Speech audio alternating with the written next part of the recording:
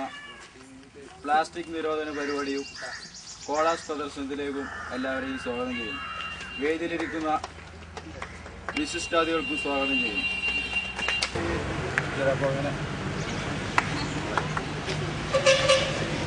പ്രിയപ്പെട്ട നാട്ടുകാരെ, പ്ലാസ്റ്റിക് നിരോധനത്തിൻ്റെ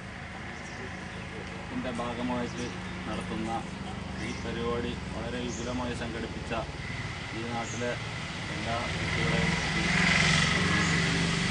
അതിനെപ്പറ്റി സ്വീകരിക്കുന്നതിന് വേണ്ടി ഡോക്ടർ മാസ്റ്റേഴ്സ് ഉണ്ട്.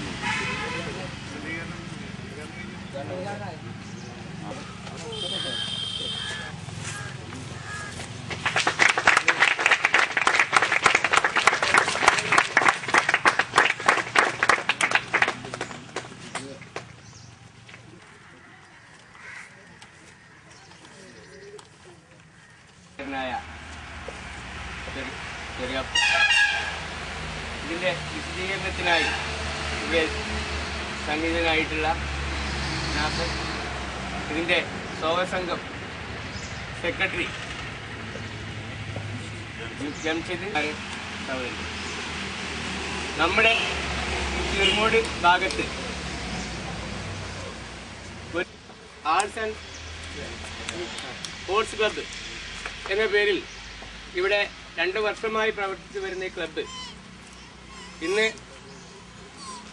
ഇവിടെ ഉദ്ഘാടനം ചെയ്യപ്പെട്ടതുപോലെ ഒരു കൊളാഷും. ഇതിന്റെ പ്രധാന ഉദ്ദേശം പ്ലാസ്റ്റിക് നിർമ്മാർജ്ജനവും അതുപോലെ ഈ പദ്ധതി ഉദ്ഘാടനം ചെയ്യുന്നതോടുകൂടി ആദ്യമായി എനിക്ക് പറയാനുള്ളത്, ഇതൊരു ചടങ്ങാക്കുന്നതിന് പകരം എഴുതി വെക്കപ്പെട്ട ബോർഡുകളോ അല്ലെങ്കിൽ ഏതെങ്കിലും ഒരു നിമിഷത്തിലെ പ്രസംഗമോ ആൾക്കൂട്ടമോ അല്ല ഇതുകൊണ്ട് ഉദ്ദേശിക്കപ്പെടുന്നു. സാധാരണ ഖുർആനൊക്കെ പറയാറുണ്ട്, നിങ്ങൾ എന്തിനാണ് നിങ്ങൾ ചെയ്യാത്ത യജ്ഞം കൊണ്ടും നാം ഉദ്ദേശിക്കുന്നത് പ്ലാസ്റ്റിക് അതുപോലെ മലിനമായ വസ്തുക്കളൊന്നും നമ്മുടെ ചുറ്റുപാടുകളിൽ നിക്ഷേപിക്കപ്പെടാതെ അതുകൊണ്ടുള്ള ദൂഷ്യം നമുക്ക് വരാതെ രക്ഷപ്പെടാനുള്ള മാർഗമാണ്. നിങ്ങൾക്കറിയാം, വർഷങ്ങൾക്ക് മുമ്പ് ഞങ്ങളുടെ എല്ലാം കുട്ടിക്കാലത്ത് നമ്മുടെ ഈ പരിസരത്ത് കാണുന്ന ഈ തേക്കിലകളായിരുന്നു നാം സാധാരണയായി സാധനങ്ങൾ കൊണ്ടുവരുവാൻ വേണ്ടി കടകളിൽ ഉപയോഗിക്കുന്നത്. അന്ന് ആളെയായ ചിരട്ടതിന് കണ്ണുണ്ടോ, 3 കണ്ണിൽ 1 കണ്ണ്, അതൊരു ഉള്ളി കൊണ്ടോ മറ്റോ ചുറ്റുകൊണ്ട് അതിൽ വെളിച്ചെണ്ണ കൊണ്ടുപോകും. മുളയുടെ കുറ്റുന്നു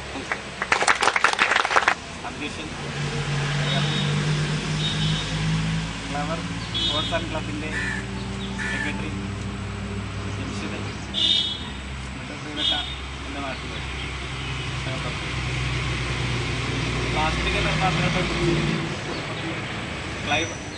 ഫ്ലവർ സ്പോർട്സ് ആൻഡ് ക്ലബ് സംഘാടകർ നടത്തിയ ഈ കൊളാഷ് പ്രദർശനം, അതുപോലെ തന്നെ ഇന്നിവിടെയുള്ള ഈ ഒരുക്കി കൂട്ടി എല്ലാവരും വിളിച്ചു വരുത്തി ഈ ഒരു രീതിയിലേക്ക് പ്ലാസ്റ്റിക് നിർമ്മാർജ്ജനത്തെക്കുറിച്ച് ഒരു ബോധവൽക്കരണം നടത്തണമെന്ന് ഈ സംഘടനയുടെ ഇതിക്ക് മുമ്പ് അബൂബക്കർ മാഷ് പറഞ്ഞ പോലെ ഈ തേക്കിൻ്റെ അതുപോലെ മുളയുടെ ഇതൊക്കെ ആയിട്ട് ആൾക്കാർ ഉപയോഗിച്ച്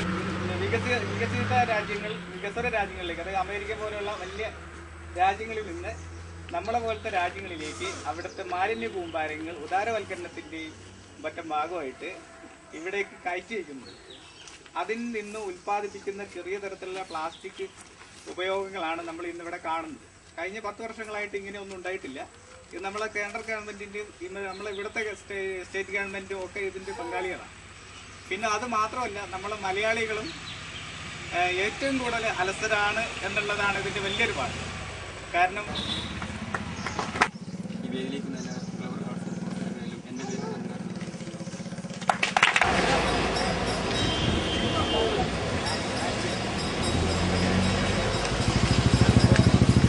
ഐസ്ക്രീമേ കൊടുക്കല്ലോ.